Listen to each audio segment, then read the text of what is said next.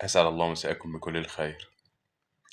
في الحقيقة يا جماعة أنا جات لي فكرة عايز أساعد بيها الحكومة في تسويق ال20 مليون شقة اللي هم بتوعنا في العاصمة المصرية القاهرة. فجات لي أفكار كده دعائية هشاركها معاكم. يعني ممكن نقول إيه مثلا؟ ممكن نقول آه، آه، عايز تشتري عندنا؟ تعالى وإحنا أمنا مثلا. أو عايز تبقى واحد مننا؟ تعالى وادفع لنا. انا كاتب واحده كده تعالى وادفع لنا، هنديك من ارضنا واحنا يا بختنا. حلوه دي. في واحده بقى بتاعت لو كنت كناس ومحتاس. كلها كده يعني عناوين رئيسيه كده نعمل بيها دعايه لل 20 مليون شقه بتاعتنا. لو كنت كناس ومحتاس وعندك في مجتمعك انت من داس وملكش ده، يعني ملكش لازمه وعايز تبقى هلاس، تعال عندنا هتبقى بيه في وسطنا. بتقبض كام معاش كالناس؟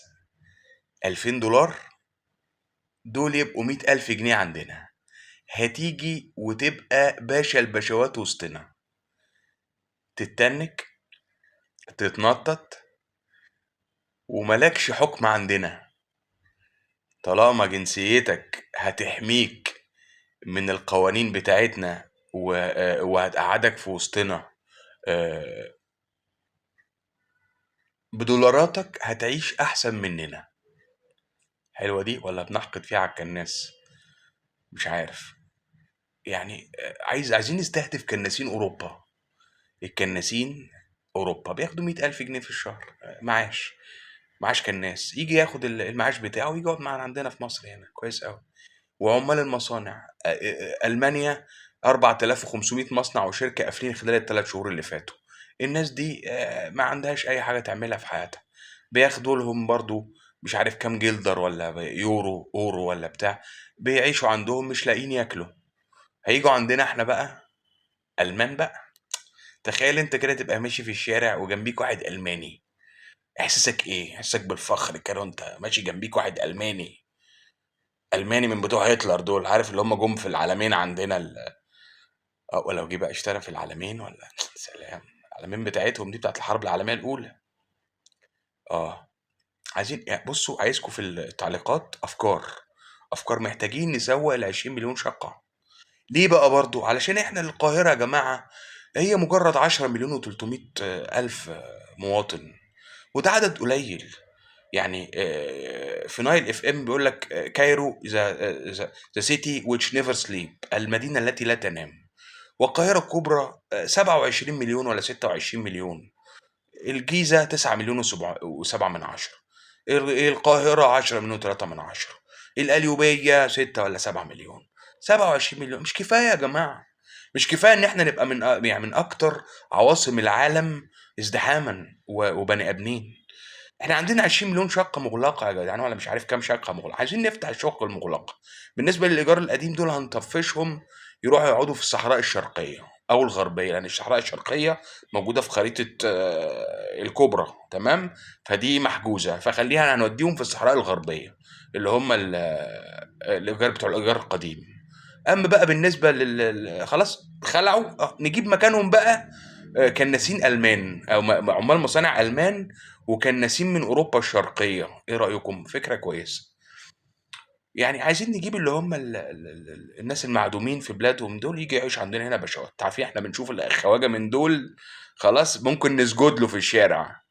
بنحب الخواجات قوي، بنحترمهم جدا بعكس المصريين. يعني ممكن يبقى دكتور زويل تاني ماشي جنبينا واحنا ممكن عشان هو مجرد ان هو مصري بس فمصري. للاسف الشديد احنا ما بنحترمش بعضينا.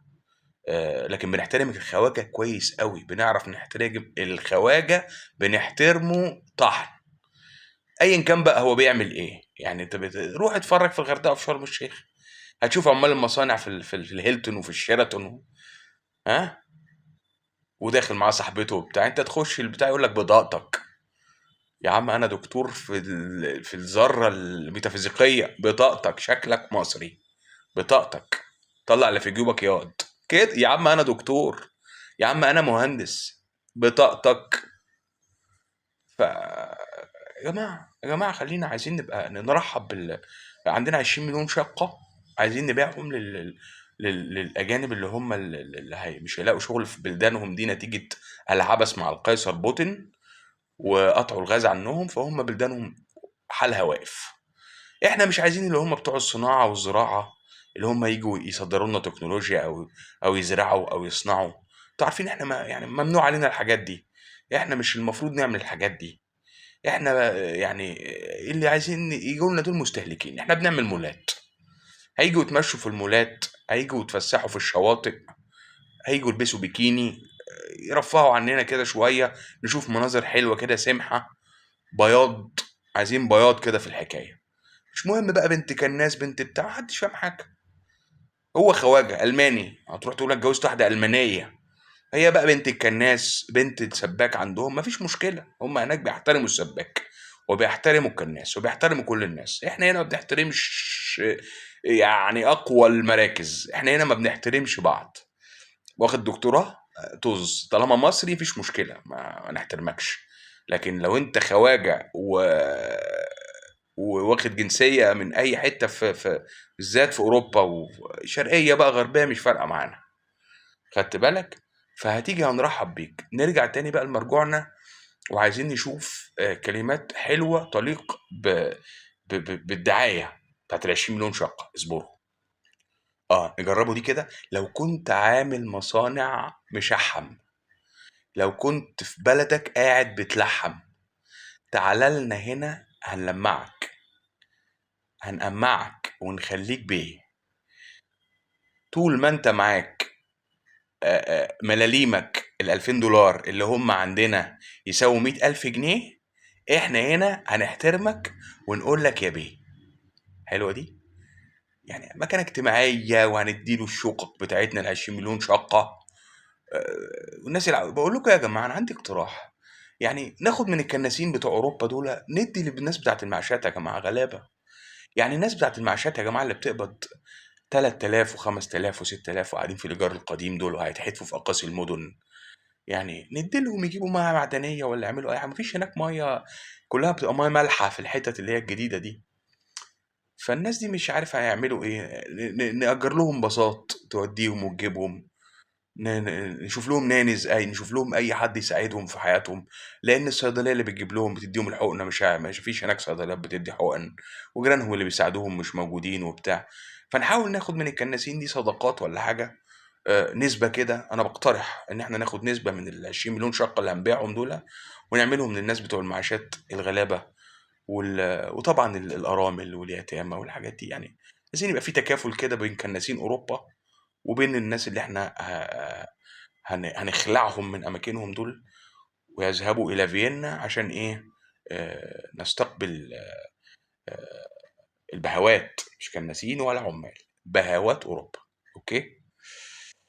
مش عارف اقول ايه تاني. يلا، اسعد الله مساءكم. هفكر في دعايه جديده واقول لكم.